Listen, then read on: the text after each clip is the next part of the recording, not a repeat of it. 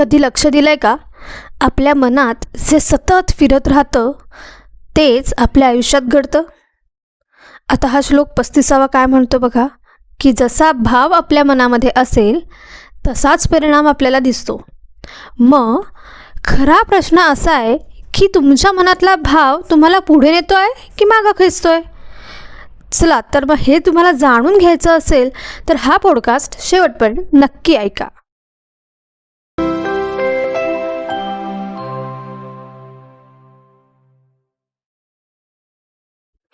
नमस्कार मित्रांनो, मनाचे श्लोक फॉर पर्सनल ग्रोथ या आपल्या पॉडकास्टमध्ये मी वीणा तुमच्या सगळ्यांचं स्वागत करते. आज आपण एका महत्त्वाच्या आणि रोजच्या रोज आयुष्यात अनुभवणाऱ्या पण दुर्लक्षित होणाऱ्या विषयाला घेऊन बोलणार आहोत. तो म्हणजे आपल्या अंतरीचा भाव आणि त्यातून आपल्याला येणारा किंवा तयार होणारा बाहेरील अनुभव. आपण सगळेच जण आजच्या काळात ताण, अपेक्षांचं दडपण, कामाचं दडपण, भांडणं, वेळेचं व्यवस्थापन, मुलांच्या जबाबदाऱ्या ह्या सगळ्यात अडकलेलो आहोत. अनेक वेळा आपल्याला असंही वाटतं की हे बाहेरचं जग आपल्याला बदलतं आहे किंवा आपण खरं पाहिलं तर असे नाही होत, पण तरीसुद्धा आपण काहीतरी वेगळे वागतोय. ह्या बदलाची सुरुवात आपल्या मनातून नेहमी होत असते. तर आजचा श्लोक काय आहे तो बघूयात आणि त्याचा शब्दार्थ आणि भावार्थ दोन्ही बघूयात. तर श्लोक असा आहे, असे हो जया अंतरी भाव जैसा, वसे हो तया अंतरी देव तैसा, अनन्यास रक्षित से चाप पाणी, नुपेक्षी कदा रामदासाभिमानी. आता श्लोकाचा अर्थ काय आहे बघा. अतिशय सोपा आहे की आपल्या मनात जसे भाव असतात ना तसेच्या तसे आपल्याला देव दिसत राहतो. म्हणजे अगदी काही जणांना देव हा रक्षण करणारा वाटतो, काही जणांना आणखीन वेगवेगळ्या स्वरूपात, त्यांच्या कामाच्या स्वरूपात दिसतो, निसर्गाच्या स्वरूपात दिसतो. वेगवेगळ्या भावनांमध्ये जसा तुमच्या मनामध्ये असेल तसा तो दिसतो. म्हणजे जसा देव म्हणतो ना तसाच तो अनुभव आहे. देव म्हणजे कोणी वेगळं नाही तर ते आपल्याला येणारे अनुभवच आहेत. आपल्या मनात जर का चांगल्या भावना असतील, श्रद्धा असेल, स्पष्टता असेल तर तेच आपल्या जीवनामध्ये उमटत जातं. त्याच प्रकारच्या गोष्टी आपल्याला अनुभवायला येत जातात. जसं आपण आणि अगदी बरोबर जसंच की मनामध्ये भीती असेल, शंका असेल, एखाद्याबद्दलचा राग असेल किंवा होपलेसनेस, हेल्पलेसनेस असेल तर आपल्याला अनुभवसुद्धा तसेच येत जातात. आता बघा की एखादी गोष्ट आपण रिच्युअल म्हणून किंवा कर्मकांड म्हणून केली तर ती गोष्ट करणं आणि एखादी गोष्ट भावनेनी करणं किंवा त्याच्यामधला भाव जाणून घेऊन करणं ह्यामध्ये काय बरं फरक आहे? तर आपण कदाचित असंही बघितलं असेल की ज्यावेळेस आपण रिच्युअल्स करतो ना तेव्हा मनामध्ये फार आपण त्या गोष्टीशी एकरूप झालेलो असतं असं नाही. मग आपण ते 3 तास बसून 4 तास बसून काहीही करू, मग ती प्रॅक्टिस असेल, नाहीतर होमहवनं असतील, देवाचं नामजप असेल किंवा शिकवणं असेल, कोणतीही गोष्ट जेव्हा आपण त्याच्याशी भावनेनी जोडलेलं नसतो तेव्हा ते आपण एखादी पाटी टाकल्यासारखं किंवा एक रिच्युअल म्हणून पूर्ण करतो. पण जेव्हा एखादी गोष्ट आपण भावनेनी करतो, आपण त्याच्याशी एकरूप होऊन करतो, तेव्हा ती गोष्ट मग कदाचित आपण एक अर्धा तासच का होईना करू, पण त्याचं पूर्ण समाधान, त्या गोष्टीमध्ये आपण पूर्ण एकरूप होऊन ती गोष्ट पूर्ण करतो आणि ती चांगल्या क्वालिटीची पण होते. अगदी मुलांच्या बाबतीत बघितलं ना तर अगदी मुलं जेव्हा अभ्यास करत असतात की नाही तेव्हा काही मुलं आई ओरडेल, टीचर ओरडतील किंवा माझ्यापेक्षा माझे मित्रमैत्रिणी पुढे जातील म्हणून अभ्यास करतात की याच्यामध्ये ते कधी कॉपी पेस्ट करतील, कधी कुठेतरी रेडीमेड उत्तर मिळालं तर तेच पाठक करून परीक्षेमध्ये लिहून टाकतील. पण जी मुलं ती कन्सेप्ट समजण्यासाठी किंवा त्या गोष्टीमध्ये आनंद मिळतोय ती गोष्ट प्रत्यक्ष करून बघतात आणि समजून घेतात, अशा वेळेला त्यांनी शिकलेल्या गोष्टी ह्यांचं कन्सेप्ट एकदम पक्क्या झालेल्या असतात बघा. ते कुठेही कधीही झोपेतनं जरी उठवून विचारलं ना तरी त्यांच्या लक्षात ती गोष्ट आलेली असते की हां म्हणजे मला काय करायचं आहे, हे कुठे वापरलं जातं, बरोबर आहे. आता हे जसं मुलांच्या बाबतीत होतं की नाही, तसंच हे आपल्या मोठ्यांच्या बाबतीत सुद्धा होतं. म्हणजे अगदी डे टू डे लाईफमध्ये सुद्धा दिसतं बरं का, की समजा जर का आपल्याला असं जाणवलं की आपण एखादी गोष्ट आपल्या अनुभवांच्या आधारावरती जेव्हा तपासून बघतोय किंवा इतरांनी दिलेल्या माहितीवरून किंवा त्यांच्या कपड्यांवरून, त्यांच्या दिसण्या, वागण्या, बोलण्यावरून त्यांच्याकडे काय आहे, काय स्टेटस आहे, याच्यावरनं जर का तपासून बघून ठरवत असू, तर कित्येक वेळेला आपल्याला काय त्याला म्हणतात, तोंडावर पडण्याची वेळ येते. कारण की ती व्यक्ती असं आपल्याला सांगता येत नाही की जशी ती दाखवते ती तशीच आहे का. पण ज्या वेळेला आपण त्या व्यक्तीशी इंटरॅक्शन करतो त्यावेळेला आपल्या सगळ्याच शंका दूर होतात. की म्हणजे कधीकधी असं दिसून येतं की दिसायला साधीच व्यक्ती आहे, फार काही एकदम ब्रँडेड गोष्टी नाही आहेत तिच्याकडे, पण तिच्याकडे बौद्धिक समृद्धता एवढी आहे, ती मनाने इतकी निर्मळ आहे, ती इतक्या सहजतेने सगळ्या गोष्टींमध्ये मिसळून जाते आणि तिचं शैक्षणिक पातळीसुद्धा एवढ्या लेवलची आहे की आपल्याला जाणवणार नाही तिच्या कपड्यावरनं, वागण्यावरनं, ती जिथं राहते त्या गोष्टीवरनं की हा माणूस एवढ्या लेवलवरती आहे. म्हणजे आता ह्याच्यामध्ये आपल्याकडे खूप सारे उदाहरणं बघायला मिळतात बरं का. म्हणजे पुण्याच्या युनिव्हर्सिटीमध्ये बायोलॉजी शिकवणाऱ्या साने मॅडम होत्या. तर साने मॅडम अशा परिस्थितीमध्ये राहायच्या की त्यांच्या घरामध्ये वीज नाही किंवा त्या निसर्गातल्या कुठल्याही हानिकारक गोष्टींचा कंझ्युम करत नव्हत्या, म्हणजे ज्यांनी ती निसर्ग रचनेला काहीतरी बाधा येईल. पण त्यांचं घर असं पडलेलं किंवा दिवा नाही, त्या घासलेटच्या दिव्यावरती त्या सगळ्या गोष्टी करतायत, अगदी मिनिमम गरजेपुरत्याच्याच गोष्टी आहेत. पण त्यांच्याकडे PhD आहे, त्यांचे खूप सारे ग्रंथ, म्हणजे काय त्याला म्हणतात, संशोधन प्रोजेक्ट्स वेगवेगळ्या नियतकालिकांमध्ये प्रसिद्ध झाली होती. त्या वेगवेगळ्या कॉन्फरन्स करायला गेलेल्या होत्या, त्या डॉक्टरेट होत्या आणि त्या बायोलॉजी शिकवत होत्या आणि PhD स्टुडंट्सना गाईड करत होत्या. पण त्या जाताना सायकलवरती जायच्या, सुती कॉटनची साडी वापरायच्या, कधी पार्लरचं तोंड बघितलं नाही. अशा ह्या साने मॅडम, त्यांच्याकडे बघून असं वाटणारही नाही की या मॅडमकडे एवढी अचाट बुद्धिमत्ता असेल किंवा अचाट काम केलं असेल. म्हणजे आपण जर का आपल्या मनाने ठरवलं की आपण एखाद्या ध्येयाच्या दृष्टीने जायचं आहे, तर मग कितीही काही असो आपण त्या दृष्टीने जातो. पण मनातच नसेल तर समोर आपल्याला कितीही ऑपॉर्च्युनिटीज येऊ देत, आपण त्याच्यावरती मात नाही करू शकत. कारण की आपल्या मनात जो भाव आहे तोच भाव आपल्याला समोर पण दिसतो. म्हणजे आता बघा, सायकोलॉजीच्या टर्ममध्ये, म्हणजे वेस्टर्न सायकोलॉजीमध्ये एक टर्म येते, ॲक्शन, बिलीफ्स, कॉन्सिक्वेन्सेस.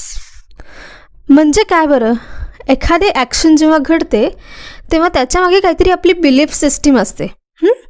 इथे जसं म्हणलं तसं अंतरी भावच ऐसा, आणि तसेच कॉन्सिक्वेन्सेस घडत जातात. आता कॉन्सिक्वेन्सेस म्हणजे काय, त्याचे परिणाम तसे घडत जातात. म्हणजे मग नॉट नेसेसरी की ते भगवंताच्या प्रतीच असतील, ते भगवंताच्यासाठी असतील, एखाद्या कृतीसाठी असतील, एखाद्या व्यक्तीसाठी असतील, एखाद्या परिस्थितीसाठी असतील किंवा इवन दो स्वतःसाठी सुद्धा असतील. जर का ते भाव सकारात्मक असतील, टुवर्ड्स आपल्याला एखाद्या ध्येयाप्रती नेणारे असतील, समाजाच्या उन्नतीप्रती नेणारे असतील, तर त्याचे परिणामसुद्धा सकारात्मकच दिसतात. पण आपणच स्वतः त्या सगळ्या मनातले भाव, या सगळ्या गोष्टीच्या बाबतीने निगेटिव्ह असतील, नकारात्मक असतील. म्हणजे माझी ऑफिसमध्ये कुणाला किंमतच नाही आहे, आधीसारखी नाती उरलीच नाही, मी कितीही मेहनत केली तरी माझं काहीच होत नाही. तर मला एक सांगा की हा नकारात्मक भाव जर का मनामध्ये कुठेतरी भरलेला असेल, तर आपण आपल्या कृतीतून, वागण्यातून, बोलण्यातून हीच नकारात्मकता परिणामामध्ये उतरवतो आणि त्यालाच सत्य मानतो. आता हेच जर का सकारात्मक मनामध्ये असेल की नाही, कितीही जरी गोष्टी आल्या तरी मी हे विश्वासाने किंवा मी हे बदलू शकतो, जग कसंही वागू देत, माझ्या मनामध्ये त्या कामावरती श्रद्धा आहे, तर ते मला नक्की सकारात्मक देईल. की समजा का आईबाबांच्या मनामध्ये हा भाव असेल आधीपासून की माझं मूल काही शिकतच नाही, तर त्यांच्या बोलण्यामध्ये कायम चिडचिड येत राहते. हां, मुलांबद्दलचा संयम कमी होतो, राग जाणवत राहतो आणि तो मुलांनाही जाणवतो. आणि मग ती तसंच वागायला सुरुवात करतात, की तसंही मला नाव पडलंच आहे ना, मला काही जमणार नाही, तर मग मला जमणारच नाही. पण तेच जर का मुलांना माहिती असेल की नाही, माझं जरी काही चुकलं असेल किंवा मी जरी चूक किंवा बरोबर ह्याच्याशी माझ्या आई फरक पडत नाही.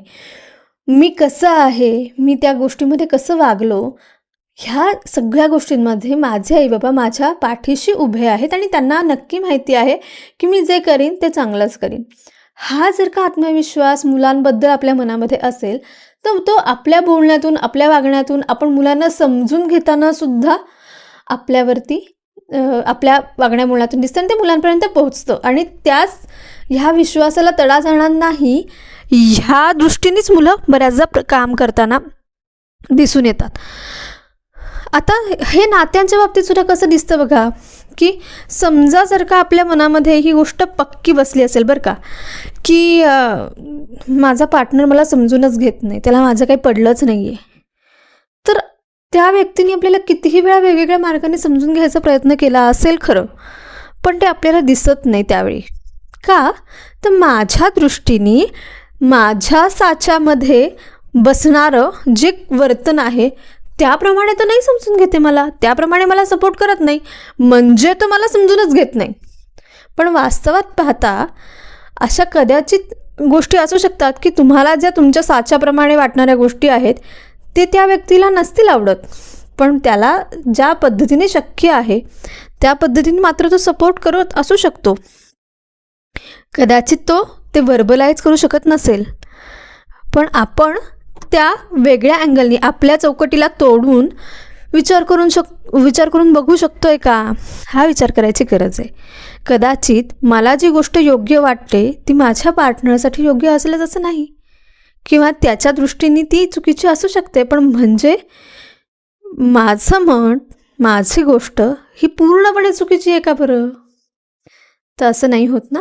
म्हणजे आपल्या मनात मला तो समजत नाही किंवा मला कोणी समजूनच घेत नाही ह्याची व्याख्या क्लिअर पाहिजे ना, की समजत नाही म्हणजे काय, XYZ गोष्टी झाल्यावरती मला समजून घेतलं जातं. कदाचित हे जेव्हा आपण स्पष्टपणे बोलू त्यावेळेला ह्या गोष्टी क्लिअर होऊ शकतात. आता ह्या श्लोकामध्ये ना देव ही एक कन्सेप्ट आहे. आता ही देव म्हणजे कोणी अशी आता एवढे सगळेजण जातीपंथाचे आहेत, त्यांचे प्रत्येकाचे काही जण मूर्तीपूजा करतात, काही नाही करत. पण म्हणजे ही काय आहे, ही शक्ती काही अशी अदृश्य नाही आहे, ती आपल्यामधलीच आहे. जे आपल्या भावना आहेत त्याच ह्या देवरूपाने आपल्यासोबत असतात. म्हणजे आपल्या मनात जसा भाव आहे तसेच अनुभव येतात, जसे विचार आहेत तशीच कृती होते आणि जसे कृती होते तसाच त्याचा परिणाम दिसतो.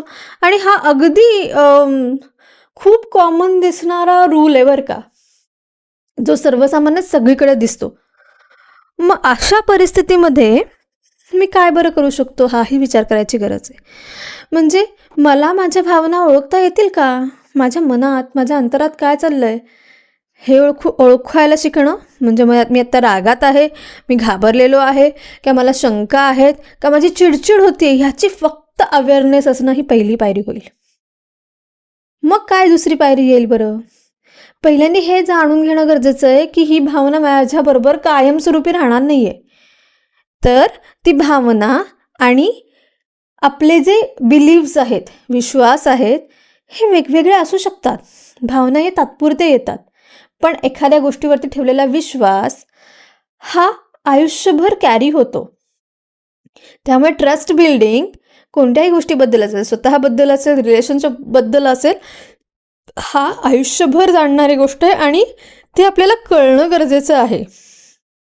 आणि तिसरी गोष्ट म्हणजे आहे की एखादी जर का भावना आपल्या मनामध्ये सतत येत असेल तर त्याला काउंटर अटॅक करणारी, म्हणजे निगेटिव्ह येत असेल सतत भावना, तर त्याची जाणीव, त्याचा अवेअरनेस करून त्याच्या बदली सकारात्मक गोष्टी कुठल्या आहेत, ध्येयाच्या प्रती नेणाऱ्या कुठल्या भावना आहेत, त्यांना प्रयत्नपूर्वक मनामध्ये आणायची सवय लावणं.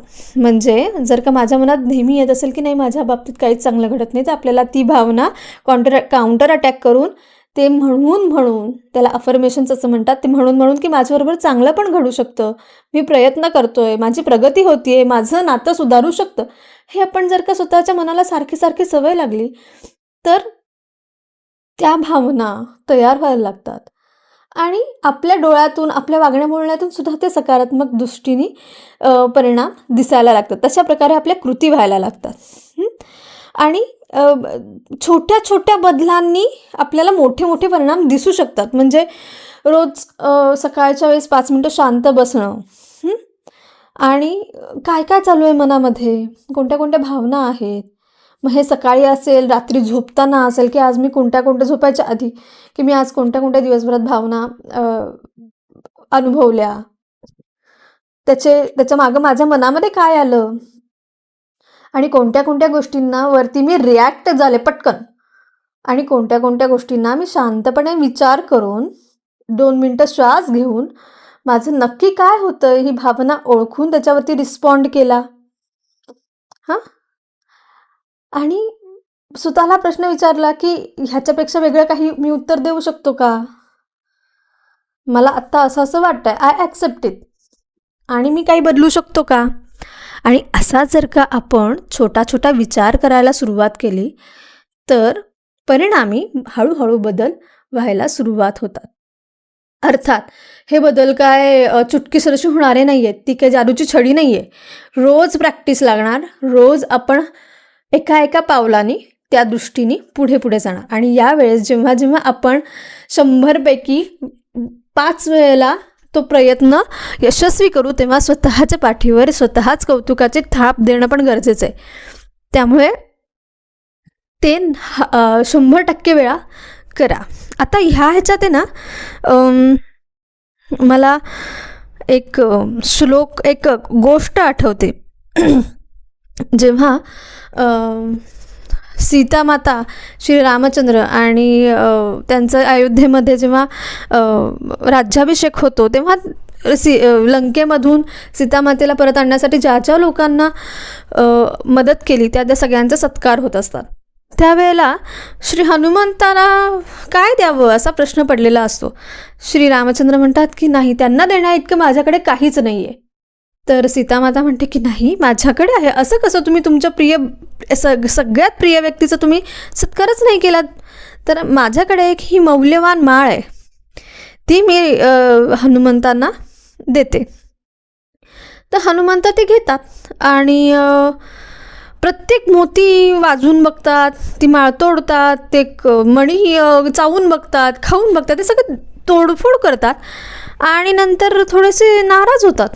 तर सीतामातेला हे त्यांच्या वागण्याचं काही कळतच नाही. थोडासा राग पण येतो की हे काय, मी एवढी मौल्यवान मोत्याची माळ दिली, ती त्यांनी अशी कशी करून टाकली. तर त्या विचारतात की प्रभू रामचंद्रांनी एवढी प्रेमाने मला दिलेली माळ, त्यांच्या एवढा प्रेमभावाची माळ मी तुम्हाला दिली, ती तुम्ही अशी का बरं केली.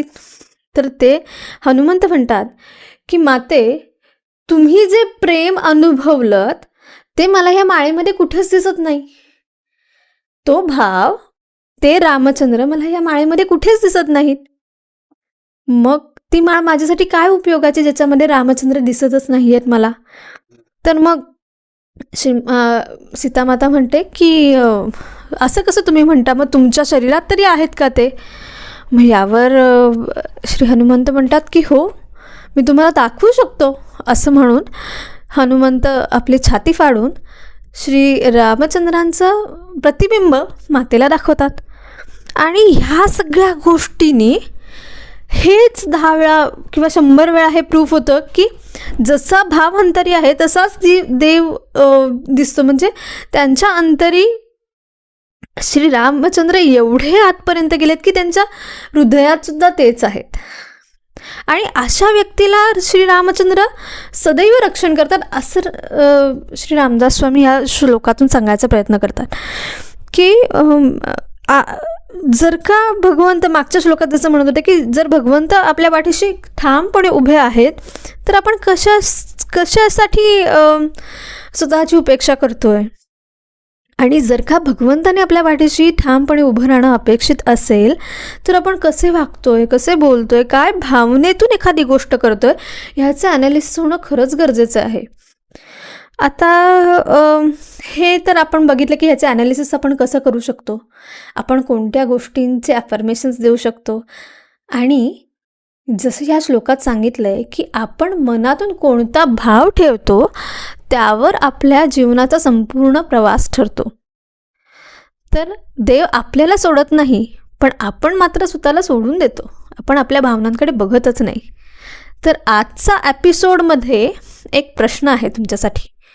प्रश्न असा आहे की जर मला अख्ख्या भागामध्ये कोणत्या अशा गोष्टी आहेत की ज्या जास्त मनाला भिडल्या आहेत, तुमच्या अंतरीचा भाव आजचा कसा होता ते कॉमेंट करून नक्की सांगा. आणि त्यामुळे दुसऱ्यांनाही त्याची मदत होऊ शकेल.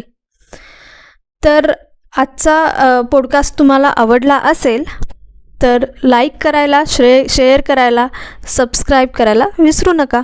तोपर्यंत जय जय रघुवीर समर्थ.